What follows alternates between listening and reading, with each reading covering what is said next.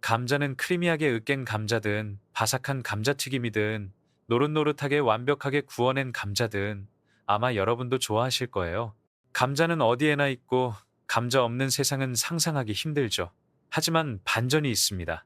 불과 몇백 년 전만 해도 감자를 먹으면 따돌림을 당하거나 비난을 받거나 심지어 어둠의 세력에 손을 댄다는 비난을 받기도 했습니다. 네, 정말입니다. 중세 유럽에서 이 보잘것없는 뿌리 채소는 두려움의 대상이었습니다. 사람들은 감자가 저주받았다고 생각하여 악마의 사과라고 불렀습니다. 감자가 질병, 광기, 그리고 불행을 가져온다는 소문이 퍼졌습니다. 어떤 곳에서는 교회가 감자를 불경스럽다며 전면 금지하기까지 했습니다. 하지만 이 악마 같은 식물이 어떻게 두려움과 금지 대상에서 인류 역사상 가장 중요한 식량 중 하나가 되었을지, 기근을 종식시키고 유럽의 미래를 바꾸는데 기여한 작물이 되었을지 궁금합니다. 이 이야기는 유럽에서 멀리 떨어진 남아메리카의 높은 안데스 산맥에서 시작됩니다. 최초의 유럽인이 감자를 보기 훨씬 전부터 잉카인들은 수천 년 동안 감자를 재배하고 번영해 왔습니다.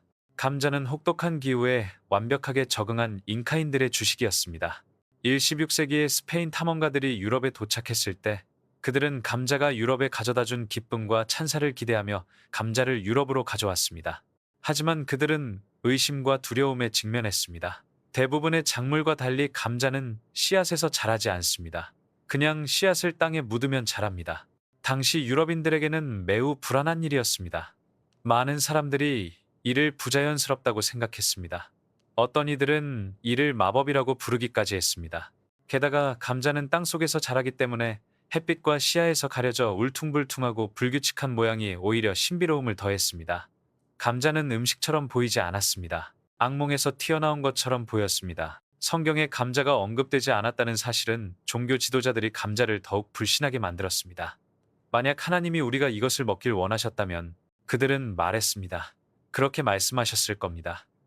그런데 비극이 닥쳤습니다.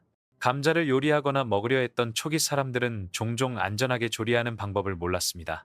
많은 사람들이 자신도 모르게 싹이 난 감자를 먹었는데 그 감자에는 천연 독소가 들어 있었습니다.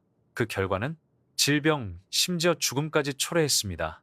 이는 이 낯선 뿌리가 위험하다는 믿음을 더욱 강화했을 뿐입니다. 감자가 싹을 틔우면 솔라닌이라는 독성 물질이 생성됩니다.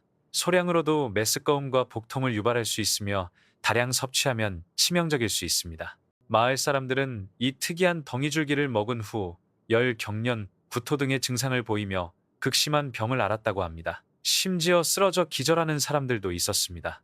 게다가 과학과 미신이 여전히 뒤섞인 세상에서 사람들은 요리의 허술함을 탓하지 않았습니다. 그들은 악의 세력을 지목했고 이 이야기는 마치 들불처럼 퍼져나가며 악마에게서 비롯되었다고 주장했습니다.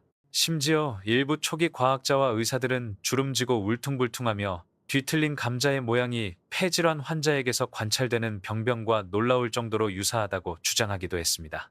공포는 일반인뿐만 아니라 많은 사람들에게 퍼져나갔습니다. 심지어 학자와 철학자들조차 이를 받아들이려 하지 않았습니다. 당대 가장 영향력 있는 인물 중 한 명으로 여겨졌던 든 이 디드로는 자신의 백과사전에서 감자는 어떻게 조리하든 맛도 없고 녹말이 많고 물컹한 음식일 뿐이며 오로지 생존만을 위해 먹는 농부들에게만 어울린다고 말했습니다.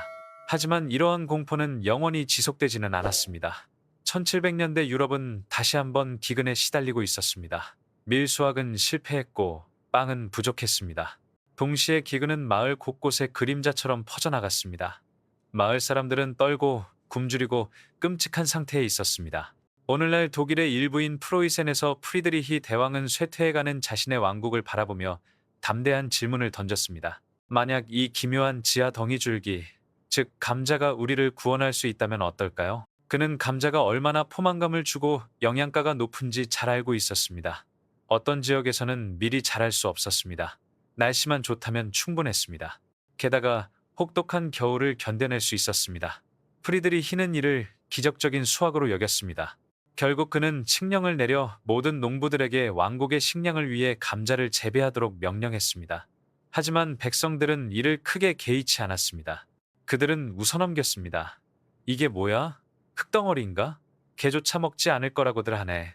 왕이 기발한 행동을 한 것 같습니다. 사람들에게 감자를 먹도록 강요하는 대신 상당한 가치가 있는 것처럼 보이게 한 것입니다. 프리드리히는 다른 작물 없이 넓은 왕실밭에 감자를 심으라고 명령했습니다. 그 후 그는 밭 주변에 무장 경비병들을 배치했습니다. 그가 병사들에게 내린 가장 중요한 지시 중 하나는 감자를 지키라는 것이었지만 너무 엄격하게 감시하지는 말라는 것이었습니다. 반드시 등을 돌리고 가끔씩 잠을 자도록 노력해야 합니다. 미끼가 사용되었다. 예상대로 마을 사람들은 호기심을 보였다. 그 기이한 식물은 왕의 신하들이 지키고 있었는데 왜일까? 혹시 왕실의 진미일까? 병사들에게 귀중하다고 생각했다면 착각했을지도 모른다. 결국 그들은 밤중에 하나씩 밭으로 들어가 왕의 감자를 훔쳐 자기네 작은 텃밭에 몰래 심기 시작했다. 게다가 그것은 완벽한 성공이었습니다. 얼마 지나지 않아 그 작물을 경멸하던 농민들이 이제는 자부심을 가지고 감자를 재배하게 되었습니다. 이 소식은 순식간에 지역 전체에 퍼졌습니다. 농장, 뒷마당, 그리고 시장에 심는 감자 작물의 수가 눈에 띄게 증가했습니다. 프랑스 국경 너머에는 파르망티에라는 남자가 있었습니다. 그는 자신만의 계획을 가지고 있었습니다. 전쟁 포로였음에도 불구하고 그는 매일 감자를 먹으며 살아남았습니다. 그는 살아남았을 뿐만 아니라 건강도 유지했습니다. 프랑스로 돌아온 그는 그곳 사람들이 감자를 보는 방식을 바꾸는 것을 자신의 사명으로 삼았습니다. 의식에서 그는 루이 16세와 마리 앙투아네트 왕비에게 감자꽃을 선물했습니다. 마리 앙투아네트는 머리에 감자꽃 하나를 꽂고 있었습니다. 그는 그것을 핀으로 자신의 코트에 고정했습니다. 그 순간부터 감자는 인기를 끌기 시작했습니다.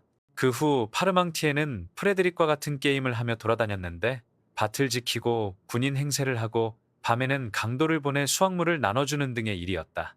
그는 요리책과 원예법을 모두 출판했다. 심지어 지구본에는 유일무이한 파르망티에가 감자튀김을 만드는 법까지 전수했다. 그때부터 모든 것이 바뀌기 시작했습니다. 밀은 감자 재배에 적합하지 않았습니다. 감자는 더 적은 토지를 사용하면서도 더 많은 사람을 먹여 살렸습니다. 방앗간이나 기계가 필요 없었습니다. 심지어 어린 시절에도 감자를 재배할 수 있었습니다. 기근이 닥치면 감자만이 사람들을 살릴 수 있었습니다. 유럽 인구가 급증하기 시작했습니다. 1750년에서 1850년 사이에 유럽 대륙 인구는 거의 2배로 증가했습니다. 아일랜드에서는 이러한 변화가 더욱 극심했는데 감자가 다른 식량을 대체하여 가난한 사람들의 주요 영양 공급원이 되었습니다. 60년 만에 인구는 400만 명에서 800만 명 이상으로 증가했습니다. 이는 전투나 풍부한 자원 또는 중요한 과학적 탐구의 결과가 아니었습니다. 그 이유는 단 한 번의 수확 때문이었습니다.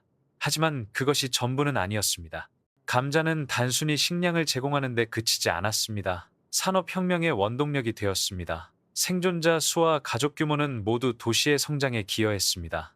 저렴하고 칼로리가 높은 감자는 제조업 노동자와 전사 모두에게 에너지원이었습니다. 독일, 프랑스, 영국 등의 국가에서는 군대의 병력, 노동력, 그리고 식량 폭동의 횟수가 급격히 증가했습니다. 만약 이러한 변화가 없었다면 현대 유럽은 존재하지 않았을지도 모릅니다. 다음에 감자튀김, 으깬감자, 감자튀김을 먹을 때 이 점을 꼭 명심하세요. 단순히 간식을 먹는 것이 아닙니다. 전설적인 인물을 짓밟는 것입니다.